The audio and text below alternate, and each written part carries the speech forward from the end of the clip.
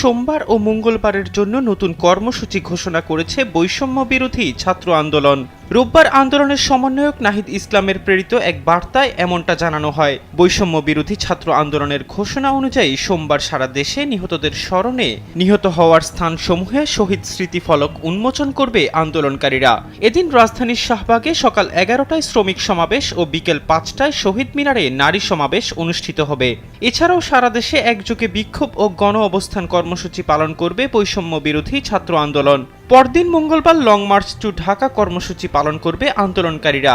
এতে অংশ নিতে সারা দেশের ছাত্র, নাগরিক, শ্রমিকদের ঢাকায় আসার আহ্বান জানানো হয়েছে। দুপুর 2টায় রাজধানীর শাহবাগে ছাড়তে হবে ক্ষমতা, ঢাকায় আসো জনতা শীর্ষক গণজমায়েতের ঘোষণা দিয়েছে আন্দোলনকারীরা।